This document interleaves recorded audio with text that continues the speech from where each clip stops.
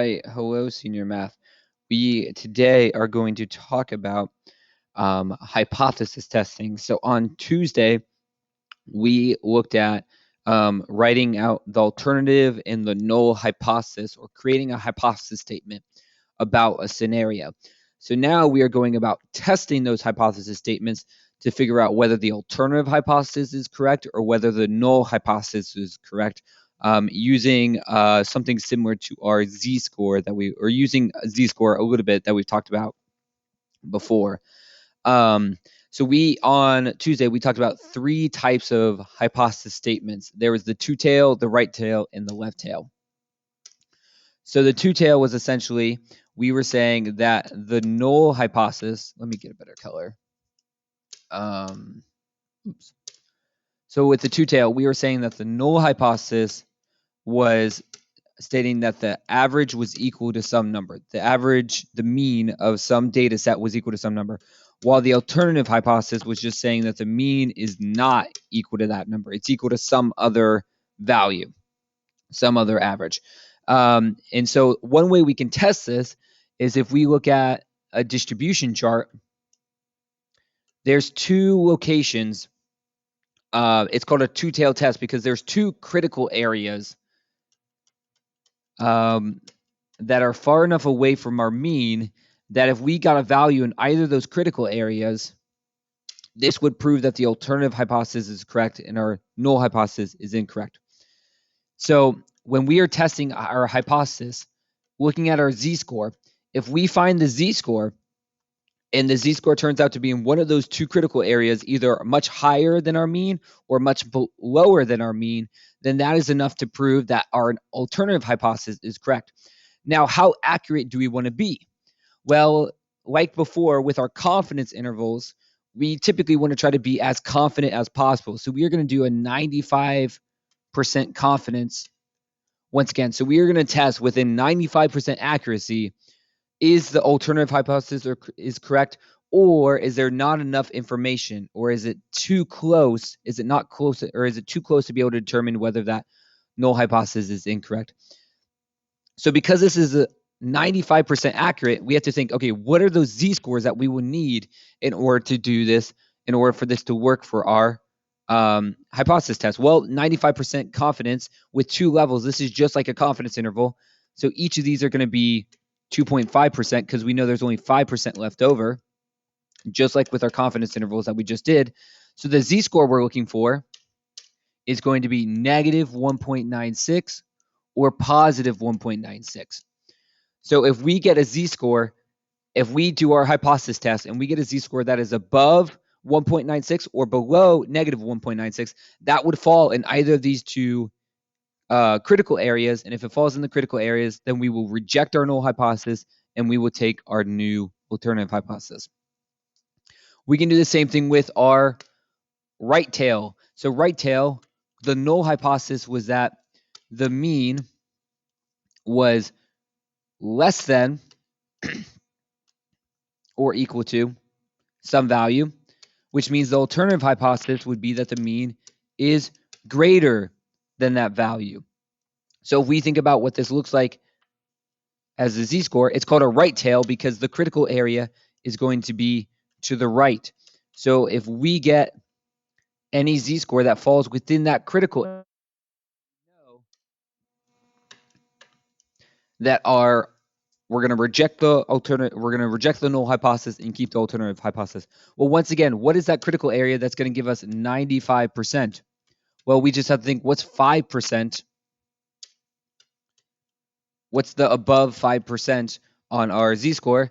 And if we look at our z-score chart, that is going to give us a number we've used before, positive 1.64. So if we get a number that's bigger than 1.64, we will reject the null hypothesis and we would take the alternative hypothesis as being true. The left tail test is the exact same thing as our right tail test. It's just flip-flopped. So our null hypothesis is that the mean is greater than or equal to some value. The alternative hypothesis is that the mean is less than that value. It's just a flip-flop version. And then likewise our little normal distribution is going to look the same. All right, it's a left tail test because all of our critical area, a critical region is going to be on the right, or sorry, the left. We know that's 5% because we are doing a 95% confidence. So we are saying with a 95% confidence whether that alternative hypothesis is correct or whether that null hypothesis is correct. Once again, because our z-score is symmetrical, we know that if our number is going to be negative 1.64, is that in bottom 5%. So if we get a number that is less than 1.64, then we will reject the null hypothesis and we will take the alternative hypothesis as being correct. If our number is any other number greater than negative 1.64, then we'll take the null hypothesis as still being true. There's not enough information to prove it as incorrect. So in order for us to be able to prove that these are incorrect, you have to have a very, very different mean. The mean has to be much larger than the original mean, or very much has to be very different from the original mean for us to be able to confidently say that there is a difference. It needs to be it needs to be a very strong case for this to work. If our data isn't strong enough, if it's too close to that original mean, then there's not enough of a difference for us to be able to conclude that there's an actual difference about the population. So let's talk about the steps we'll do to solve these. So our steps for hypothesis testing. Step number 1, state what the null and alternative hypothesis is. This is the exact same thing you were doing on Tuesday. So you can pretty much already do step number 1. We already practiced that on Tuesday. Step number 2 is determine what type of test. So whether it's a left tail test, right tail test, two tail test, you were practicing that on Tuesday as well. Step number 3 is state the critical regions. That's really just drawing the picture and remembering that if it's a two-tail test, it's negative 1.96 and positive 1.96. And if it's a left or right tail test, it's going to be either negative 1.64 or positive 1.64. It's just really recognizing what the test is. And that's just this part right here that you all just did. Easy enough. Then find the z-score of the resulting test value. So the z-score we'll calculate a little bit differently. We're going to calculate it similar to our confidence intervals that we were doing, very similar to that. So we'll have to find the z-score, but that shouldn't be too hard. And then lastly, choose to reject or not reject the null hypothesis. And with z-score, you do not have to look it up from the table. We're not looking up the probability of this occurring. We just need to find the actual z-score value. And then choose to reject or not the null hypothesis. So we will reject the null hypothesis if our z-score that we just found shows up in the critical region. If it's not in the critical region, we will keep the null hypothesis and nothing will change. So those are our 5 steps we need to do. So I said z-score is going to look a little bit differently. So our test value, our z-score, is going to be equal to the observed value, what the experiment found, minus the expected value, what is the normal mean, the average, the given average, divided by the standard error. And standard error is just the standard deviation divided by the square root of however many values we're taking. So this is just, we use this exact same value in our confidence interval. And when putting this in the calculator, I would make sure to put parentheses around these. And so it's your given value minus your mean, the national average, divided by the standard deviation divided by the square root of n. But once we're in, make sure those are in parentheses on that part when you're typing that into like a calculator or something. All right, so let's look at this example. A research reports that the average salary of assistant professors is more than $42,000. A sample of 30 assistant professors has a mean salary of $43,260 and a standard deviation of 5,230. Tests the claim that an assistant professor earned more than $42,000 a year. All right, so step number 1 is state what the null and alternative hypothesis. So the research reports that the average salary of assistant professors is more than $42,000.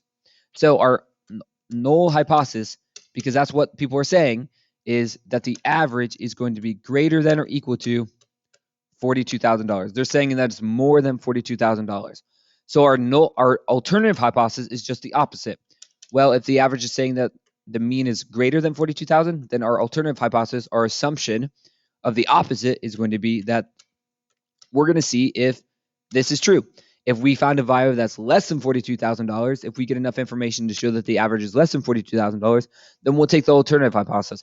But if we don't get enough information to show that, then we will just stick with our alternative hypothesis of that the average is greater than or equal to $42,000. All right, so now that we did this, we need to figure out what is our critical regions.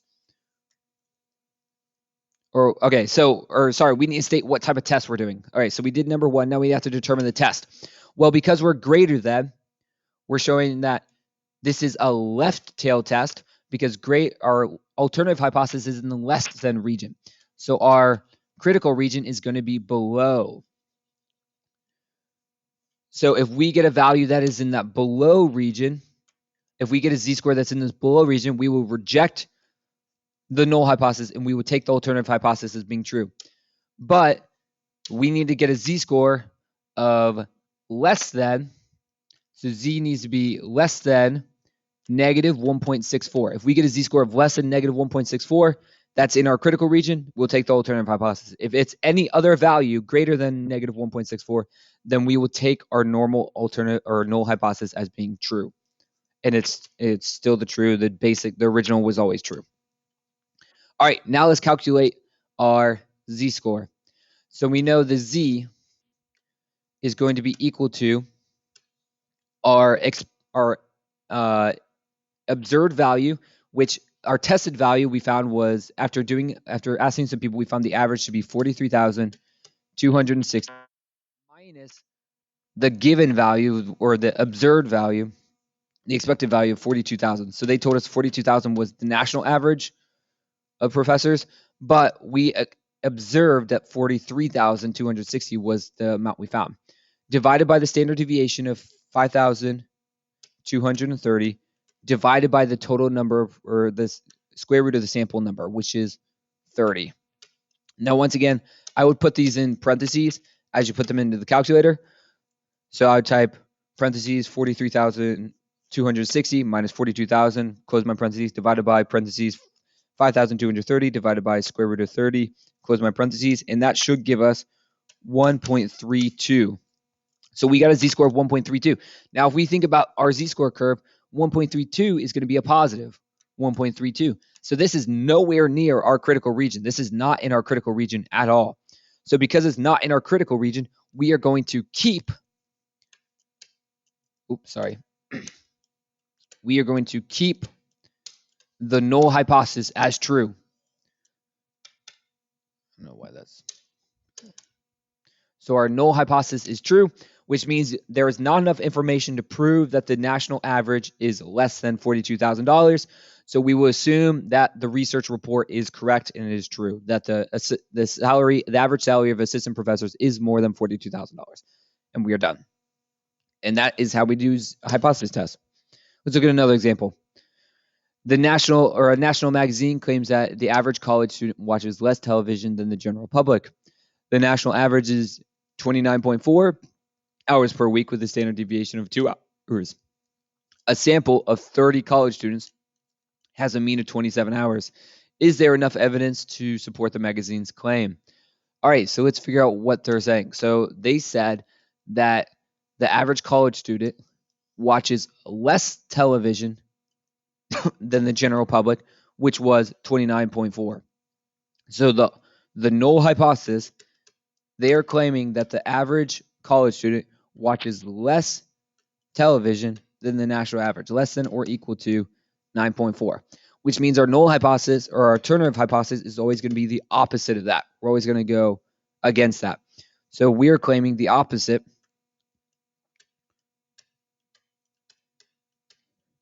which is that we watch more television. So the null hypothesis was less than 29.24. So our alternative hypothesis is going to be the opposite, that the average is greater than 29.4. So this is going to be a right tail test. If we draw our little z-score, we are trying to show if we get a value that's greater. So because we're looking for the greater region, we're looking for this upper region up here. In order to get a value that falls in that, we need a z-score of greater than 1.64. If we get a value that's greater than 1.64, we'll fall within our critical region. If we get a value that's less than 1.64, then we will not fall in the critical region and we'll keep that null hypothesis once again. All right, so let's test our z-score. Once again, our z-score, all we have to do is take our observed value. So we did an experiment and we found that the average was 27. So 27 minus the expected value, which is the current average, which is the 29.4, divided by our standard deviation, which is 2, divided by our sample mean, or our sample average, which was 30. And then we'll put parentheses around all that, type that into the calculator, and we get a very, very small number, negative 6.57. So negative 6.57 is super, super low. It's way over here. It's really off of our typical, this wouldn't even be on our z-score chart.